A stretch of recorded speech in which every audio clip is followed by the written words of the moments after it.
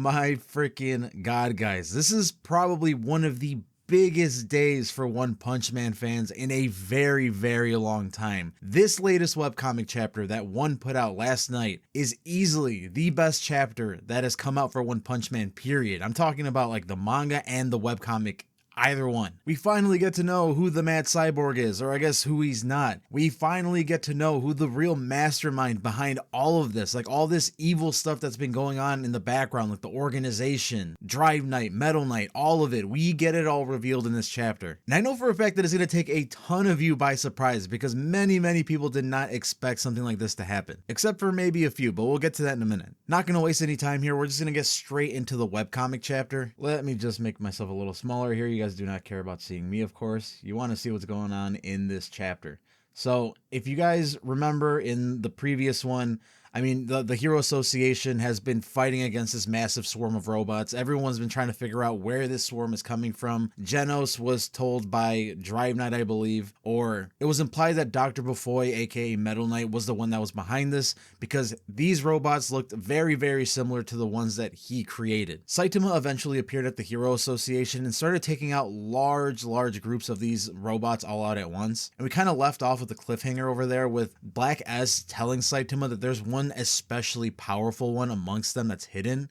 We're gonna get to see who that is in a second. It's pretty freaking insane, but just before that, the Hero Named Victims Association ends up meeting up with Saitama, and they're obviously very grateful to see him because they know how strong he is and they know that the day is saved now that he's there. Even in the midst of all this craziness, like One has somehow managed to inject his brand of like comedy or sense of humor pretty flawlessly with this chapter. Like this is a pretty intense one with very serious implications, but he still manages to get off some like pretty funny quips. Like the fact that these guys are obviously not nearly strong enough to really do anything, so like they offer the only support they can to Saitama, which is like a shoulder rub if he wants it or something. And he's pretty much like, all right, if you guys want to help, well, I'll go out and take out more robots. You guys just like watch the rear. But they're like, no, wait, there's nothing we can do. You're on a completely different level. We're completely done fighting now. So then Saitama goes like, all right, whatever. But this makes him think about Genos, which makes him have like this thought of like, man, Genos really was strong, huh? Which leads us back to Dr. Bofoy's secret hideout, where if again you remember from the previous few chapters,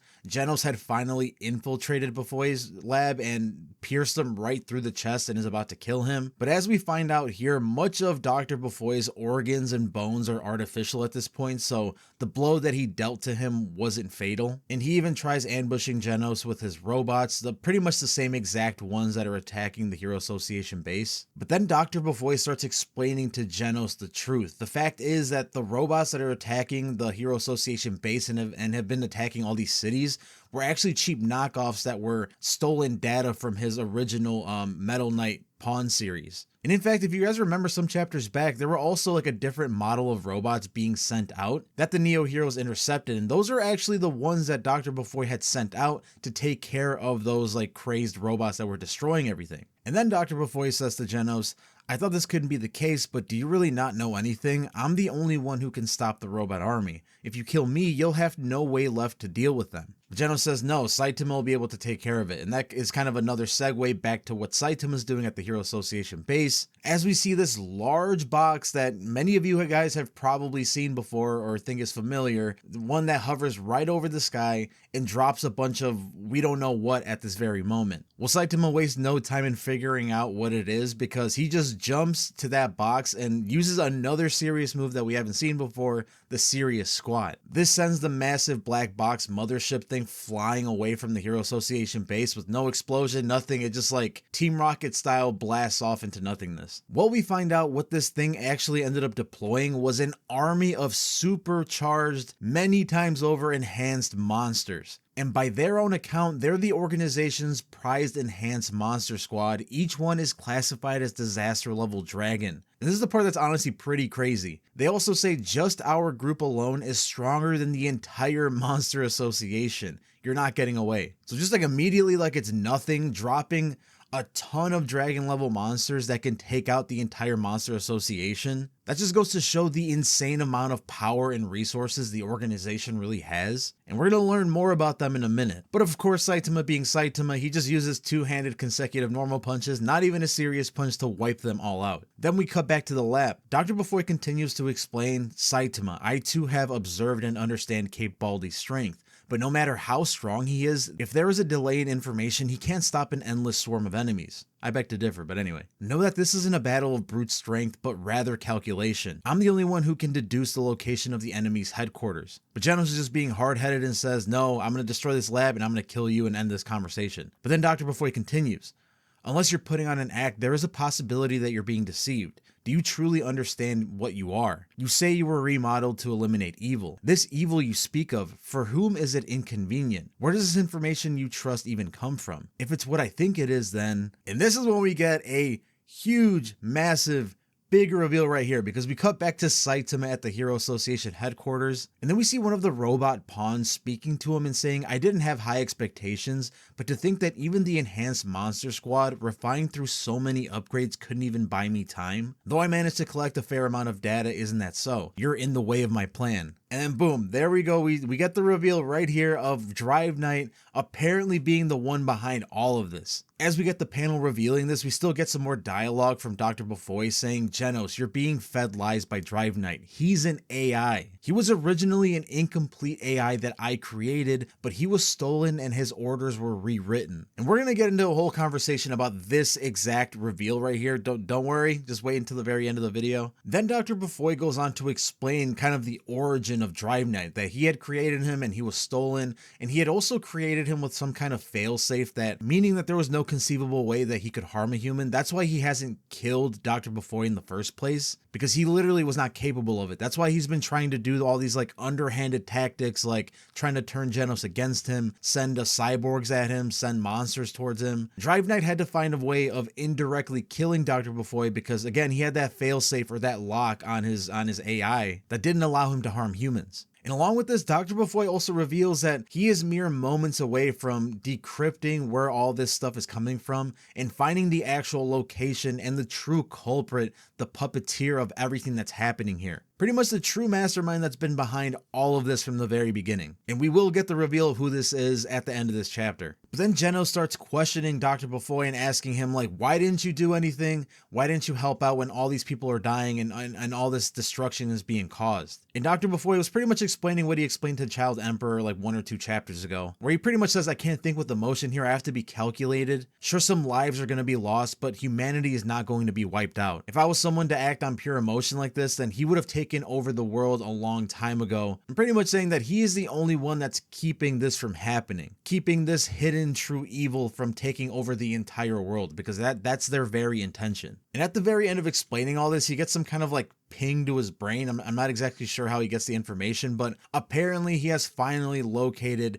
exactly like the exact location of who is causing all this. But then Genos starts having like an existential crisis, like going crazy. He starts saying, don't screw with me. That mad cyborg you created, it destroyed my family and town. That's right, there's no doubt about it. You were there at that time. That image of you is burned into my eyes. And then Dr. Bofoy says, that's a manufactured memory. How terrible, Genos. So you were truly a victim all along. But all Genos is thinking is kill, kill, kill. And he says, shut up, enough lies. But then out of nowhere, Dr. Bofoy gets this warning signal indicating that Drive Knight, his failsafe to not be able to harm humans, has been somehow deactivated. And this is when we get the massive reveal. So Bofoy's kind of trying to figure out how the hell this happened. And he starts thinking to himself, he managed this with his brain. He surpassed me. If that's the case, surely, I see, the research data he stole from me wasn't just AI, but also cyberization, that bastard. So he ceased being human long ago. Kuseno. And of course this leaves Geno very confused. He says, what are you saying about Dr. Kuseno? What are you talking about? And then they finally see that Drive Knight is now facing off against Saitama like we previously saw. And Genos demands Dr. Bofoy explain why Drive Knight is suddenly attacking Saitama now. And Bofoy explains that just like Genos, Drive Knight is another one of Kuseno's pawns, assisting the evil scientist in his plots to take over the entire world. But of course Genos and like the readers are probably thinking, well wait, Kuseno's dead. He died when those machine gods attacked attacked his base right before Genos got his final upgrade. Well, apparently this was likely something just to spur Genos up and fuel his will to fight even more, and that final upgrade he got was likely the one that was meant to attack and destroy Dr. Bofoy, and maybe even attack and destroy Saitama himself, because Genos starts going completely crazy as soon as he starts seeing the image of Saitama, and in the midst of going like completely insane, he bursts out of Dr. Bofoy's secret base, and we aren't shown exactly where he's going, but he's very clearly going to where Saitama is, because Dr. Kuseno likely has put out the order to eliminate Saitama at this point. We then cut back to Saitama versus Drive Knight, and Drive Knight starts using all of his forms to attack Saitama, but of course they don't do anything. But then he uses a brand new form that we haven't seen before, one that's, again, pretty funny and just an excellent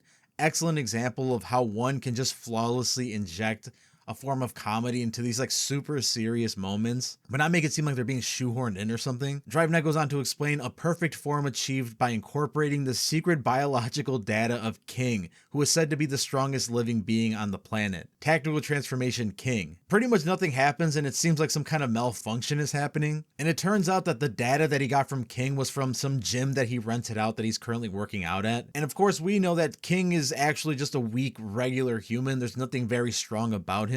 But Drive Knight deduces this as, you know, his form malfunctioning, as King somehow realizing that his data was being taken in, like was being stolen, so he suppressed his power in order for him not to like give him the data that he needed. But then he continues to attack Saitama, going on about how his orders are absolute and everything that he's doing is ordered to conduct justice. But of course Saitama is like, dude, you're killing people, you're causing all this destruction. How is this in any way justice? Drive Knight continues to explain and says, the one who gives orders is programmed to be absolutely recognized as just. Therefore, by following those orders, I too am just. Rebukes by saying, if you're serious, try thinking for yourself for once. What are you, a robot? And this is when Drive Knight confirms to Saitama, or makes him realize, that's right, I am a robot. Hero AI Drive Knight. My real name is Machine God G Series 0. So just like Dr. Bofoy was saying, yes, Drive Knight is like the original machine god. All the other machine gods are just like degraded versions of him. So Saitama's like an AI. So you were pretty much designed to think that you were an actual hero. And he starts like slapping him on the head like he's some kind of like malfunctioning TV or something, and he's saying that it's a known fact that if you slap electronics you can get them to work again. But Drive Knight continues to try to attack him, and of course nothing's working, so he goes with his final form, something that is like the epitome of everything that he has. And he says, limiter removed, tactical transformation Saitama, and he kind of consumes all of the robots all at once into his form and absorbs their energy and power, I guess, to transform into this like one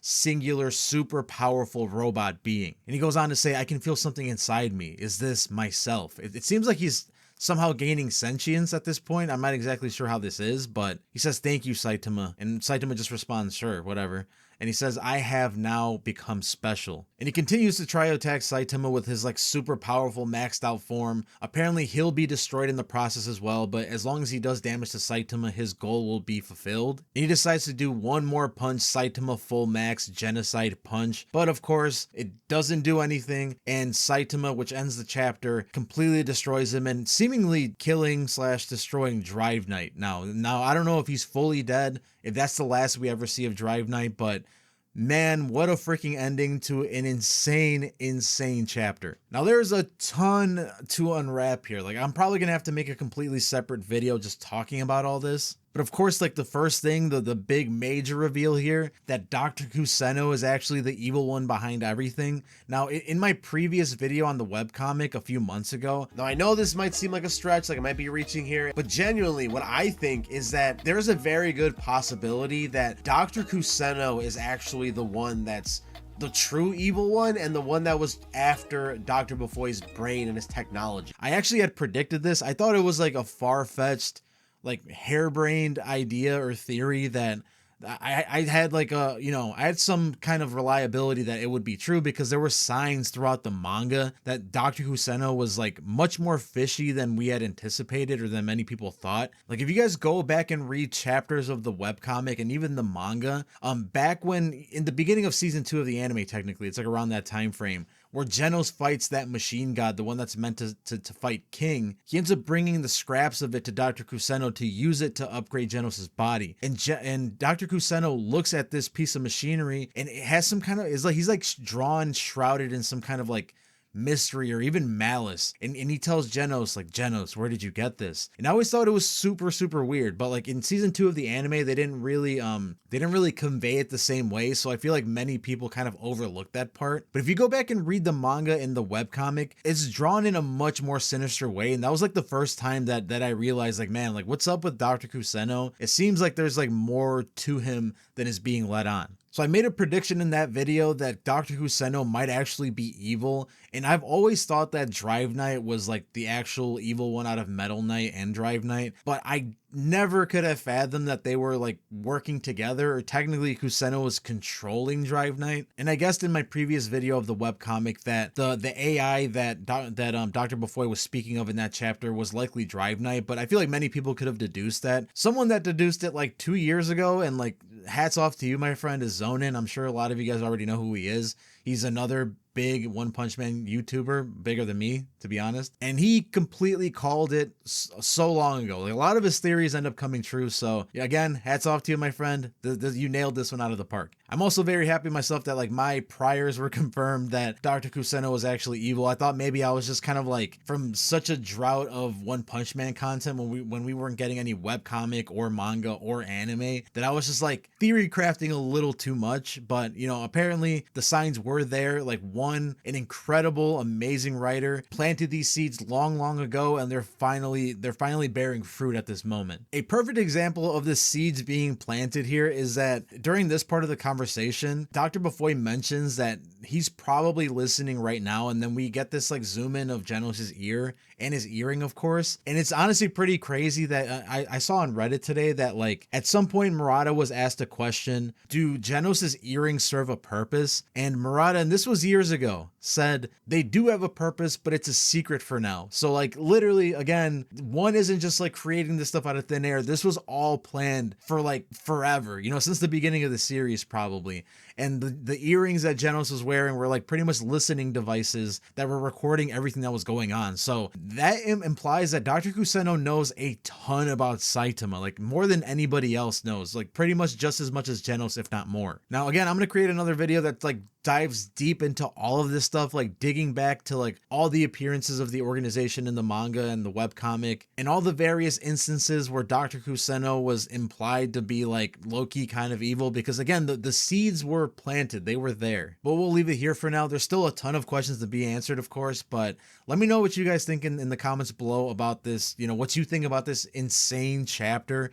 Let me know if you guys theorize some of this stuff that ended up being true, or if some of your theories got confirmed false, whatever. Let's have a conversation in the comments. There's definitely a lot to be talked about here. That's going to do it for this one, though. Have an absolutely wonderful morning, afternoon, evening, whatever. Love you guys, and I'll see you in the next one. Peace out.